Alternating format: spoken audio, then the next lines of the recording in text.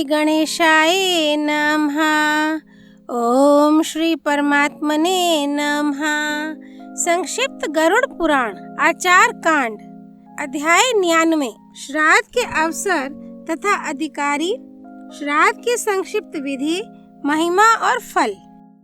याज्ञवल्क्य जी ने कहा, ऋषिगणों, अब मैं सर्व पाप विनाशिनी श्राद्ध विधि का वर्णन करता हूँ।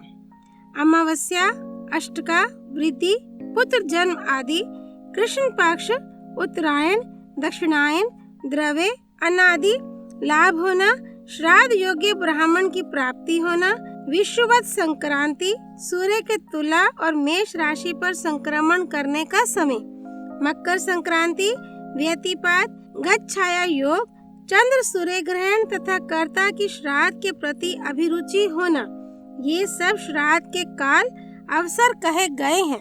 जो ब्राह्मण युवा मध्यम वयस्क होते हुए सभी वेदों में अग्रय, सतत अस्खलित अध्ययन में समर्थ, श्रोत्रिय, ब्रह्मविद, मंत्र ब्राह्मणात्मक वेद के तात्पर्य के वेता, ज्येष्ठ साम नामक साम विशेष के अध्ययन के लिए विहित व्रत के आचरण के साथ ज्येष्ठ साम के अध्येता, त्रिमधु नाम के ऋग्वेद के एक देश के अध्ययन के लिए विहित व्रत के आचरण के साथ त्रिमधु के अध्येता तथा ऋक और यजु के एक देश त्रिसुपर्ण के अध्ययन के लिए विहित व्रत के आचरण के साथ त्रिसुपर्ण के अध्येता ब्राह्मण हैं। वे श्राद्ध की संपत्ति माने जाते हैं, अर्थात इन्हें भोजन कराने या दान देने से अक्षय फल की प्राप्ति होती है। ऐसे ही भांजा श्राद्ध योग्य ब्राह्मणों के लक्षणों से विशिष्ट ऋत्विक यजुर्वेद के एक देश विशेष के अध्ययन के अंग व्रत के आचरण के साथ उस एक देश के अध्येता, दोहित्र, शिष्य तथा अन्य संबंधी, बंधु बांधव एवं कर्मनिष्ठ, तपोनिष्ठ, पंचाग्नि विद्या के अध्येता, ब्रह्मचारी, मातृ पितृ भक्त एवं ज्ञान निष्ठ ब्राह्मण श्राद्ध की संपत्ति, श्राद्ध में भोजनीय एवं दान देने योग्य हैं। जो रोगी, महारोग से युक्त, अंगहीन, अधिकांग, काण, पौनर्भव, विधवा के पुनर्विवाह के अनंतर उत्पन्न पुत्र, अवकीर्णी आदि आचार भ्रष्ट तथा अवैष्णव हैं, वे श्राद्ध के योग्य नहीं हैं। श्राद्ध के एक दिन पूर्व ब्राह्मणों को निमंत्रित करना चाहिए। निमंत्रित ब्राह्मणों को उस दिन संयम रखना चाहिए। श्राद्ध दिवस के पूर्वा काल में उपस्थित उन ब्राह्मणों को आचमन कराकर आसनों पर बैठा दे। विश्वदेव अथवा आभ्युदयिक श्राद्ध के लिए 2 ब्राह्मण तथा पितृ पात्र के स्थान पर यथाशक्ति ब्राह्मण को बैठाना चाहिए, अथवा इनमें 2 ब्राह्मणों को विश्वदेव पात्र के आसन पर पूर्वाभिमुख तथा 3 ब्राह्मणों को पितृ पात्र के आसन पर उत्तराभिमुख, अथवा दोनों देव पितर के लिए एक ब्राह्मण आसन पर बैठाना चाहिए। इसी प्रकार माता महा आदि के श्राद्ध में व्यवस्था करनी चाहिए, और माता महा श्राद्ध में विश्वदेव संबंधी कृत्य अलग अलग या एक साथ किया जा सकता है।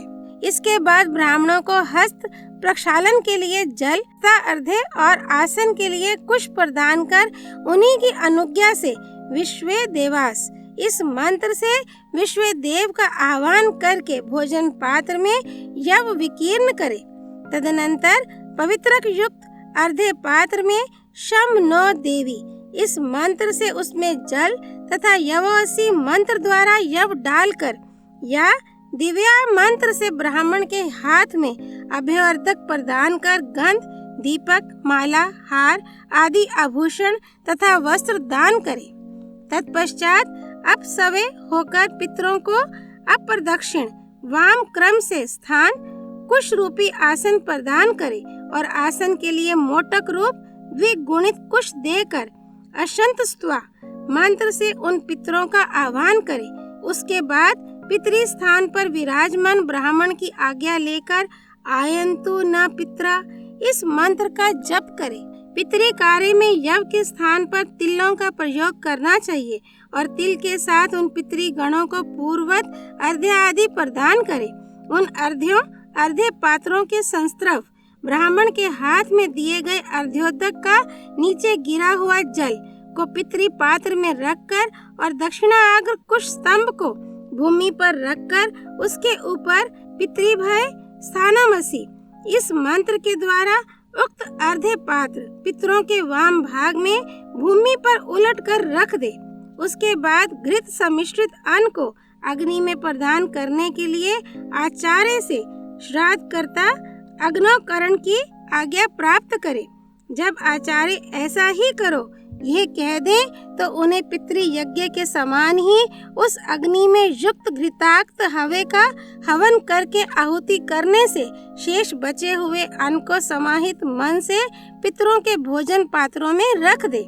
पितरों के भोजन पात्रों के रूप में यथाशक्ति चांदी के पात्रों का प्रयोग करना चाहिए। पृथ्वी ते पात्रम मंत्र से पात्र को अभिमंत्रित करे। इदम विष्णु मंत्र का पाठ करे और ब्राह्मण के अंगुष्ठ को पितरों के लिए परिवेशित अन्न में प्रवेशित करे। विहार्थियों के सहित गायत्री एवं मधुवाता मंत्र का जप करके सुख पूर्वक भोजन करें। इस प्रकार ब्राह्मणों से निवेदन करें और ब्राह्मण मौन होकर भोजन करें। श्राद्ध कर्ता क्रोध आदि से रहित होकर बड़े ही श्रद्धा भाव से उन ब्राह्मणों को बिना शीघ्रता किए उनका अभिष्ट अन्न तथा हविष्यान्न उन्हें प्रदान करे और ब्राह्मणों की तृप्ति तक पुरुष सूक्त तथा पवमान सूक्त आदि का जप करता रहे। उसके बाद पुनः पहले के समान मधुवाता मंत्र का पाठ करे और शेषान्न को लेकर उन संतृप्त ब्राह्मणों के द्वारा हम तृप्त हो गए इस प्रकार कहने पर उन ब्राह्मणों की अनुज्ञा से श्राद्ध कर्ता दक्षिणाभिमुख होकर तिल सहित उस शेषान्न को ब्राह्मणों के उच्चिष्ट पात्रों के समीप में ही भूमि पर जल के साथ रख दे और प्रत्येक ब्राह्मण को मुख प्रक्षालन के लिए अलग अलग जल प्रदान करे। उच्चिष्ट के समीप में पितर आदि के लिए पिंडदान करके उसी प्रकार माता महा आदि के लिए भी पिंडदान करे। उसके बाद ब्राह्मणों को आचमन कराए। तदनंतर ब्राह्मणों की स्वस्ति ऐसा कहने पर श्राद्ध कर्ता अक्षयमस्तु कहकर ब्राह्मणों के हाथ में जल प्रदान कर यथा सामर्थ्य दक्षिणा दे और स्वधाम वाच्यस्य ऐसा कहे। वाच्यताम के द्वारा ब्राह्मण श्राद्ध कर्ता को आज्ञा प्रदान करें। उनकी अनुज्ञा प्राप्त कर श्राद्ध कर्ता पितृजनों के लिए स्वधा इस वाक्य का प्रयोग करे। पुनः उन ब्राह्मणों के द्वारा स्वधा ऐसा कह देने के पश्चात श्राद्ध कर्ता पृथ्वी पर जल सिंचन करे। विश्व देवा प्रियंताम यह कहकर श्राद्ध कर्ता विश्व देवों को जल अर्पित कर उन्हें विसर्जित करे। तदनंतर पितरों से इस प्रकार की प्रार्थना करे। पितृगण हमारे यहाँ दाताओं वेदों और संतानों की वृद्धि हो। हमारी श्रद्धा कभी ना घटे। देने के लिए हमारे पास बहुत संपत्ति हो। तदनंतर वाजे वाजे इस मंत्र का उच्चारण करते हुए श्राद्ध कर्ता प्रसन्नता के साथ यथाक्रम पितरों का विसर्जन करे। जिस अर्धे पात्र में पहले संस्त्रव जल रखा गया था उस पितृ पात्र अर्धे पात्र को सीधा कर दे तथा श्राद्ध कर्ता उन आमंत्रित ब्राह्मणों का प्रदक्षिणा के साथ अनुगमन करते हुए उन्हें विदा करे। इसके पश्चात श्राद्ध से अवशिष्ट अन्न का भोजन करके उस रात्रि में सपत्नीक ब्रह्मचर्य व्रत का पालन करे। विवाहादिक मांगलिक अवसरों पर पितरों का नांदी मुख श्राद्ध करना चाहिए। उनके लिए दधी करकंधु बद्रीफल मिश्रित यवान का पिंडदान करना चाहिए। एकोदिष्ट श्राद्ध विश्व देव से रहित एकान एक पवित्रक से युक्त होता है। इस श्राद्ध में आह्वान और अग्नोकरण नहीं किया जाता। इस श्राद्ध का संपूर्ण कृत्य अपसवय अर्थात दक्षिण कंधे पर यज्ञोपवीत धारण करके करना चाहिए। श्राद्ध कर्ता इस श्राद्ध में निमंत्रित ब्राह्मणों को पवित्र भूमि पर रखे हुए आसन पर उपतिष्ठाम कहकर बैठने के लिए निवेदन करे। उसी प्रकार अभिरम्यताम कहकर विसर्जन करे।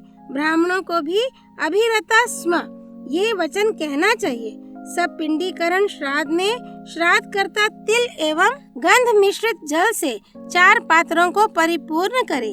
उन पितृ पात्रों में से एक पात्र को अर्धे प्रदान करने के लिए प्रेत पात्र के रूप में कल्पित करे। तदनंतर श्राद्धकर्ता प्रेत पात्र में रखे हुए अर्धे जल के कुछ भाग को पिता आदि के 3 पात्रों में मिलाकर पूर्ववत अर्धे आदि क्रिया का संपादन करे। ये समाना इन 2 मंत्रों के द्वारा प्रेत पिंड को 3 भागों में विभक्त कर पितरों के पिंडों में मिला दे। इसके अनंतर विहित एकोदिष्ट श्राद्ध स्त्री माता का भी करना चाहिए, जिसका सपिंडीकरण 1 वर्ष से पूर्व होता है। उसके उद्देश्य से भी 1 वर्ष पर्यंत सानोदक कुंभ प्रतिदिन प्रति माह यथाशक्ति ब्राह्मण को देना चाहिए। पितरों को समर्पित पिंडों को गौ, अज, ब्राह्मण, अग्नि अथवा जल को अर्पित कर दे। हविष्यान, तिल, व्रीहि, यव आदि से श्राद्ध करने पर पितृगणों को 1 मास तथा पायस से श्राद्ध करने पर उन्हें 1 वर्ष पर्यंत संतुष्टि प्राप्त होती है। मृत व्यक्तियों के लिए कृष्ण चतुर्दशी तिथि में श्राद्ध करना चाहिए।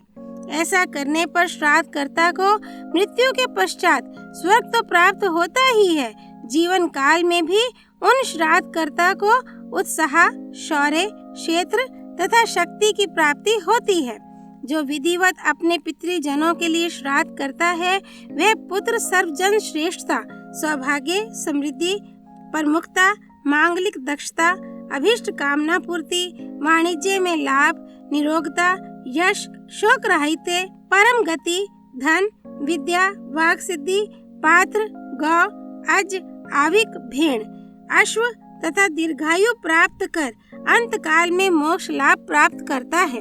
कृतिका आदि से भरणी पर्यंत प्रत्येक नक्षत्र में श्राद्ध करने वाले व्यक्ति को भी इन सभी सुखों की प्राप्ति होती है। सुंदर सुंदर वस्त्र तथा भवन आदि सुख साधन स्वयं ही श्राद्धकर्ता को सुलभ होते हैं। अर्थात इस प्रकार का श्राद्धकर्ता भोजन, वस्त्र तथा भवन आदि से परिपूर्ण रहता है। पिता, पितामह आदि पितर संतुष्ट होकर श्राद्धकर्ता को नित्य आयु, संतति, धन, विद्या, राज्य, सभी प्रकार के सुख, स्वर्ग और मोक्ष प्रदान करते हैं। अध्याय 99 संपूर्ण। तमेव माता च पिता तमेव, तमेव बंधुश्च सखा तमेव, तमेव विद्या द्रविणं तमेव, तमेव सर्वं मम देव देव। श्री विष्णु नारायण भगवान की जय, भगवान रुद्र की जय, गरुड़ पुराण की जय। श्री हरि अर्पणमस्तु।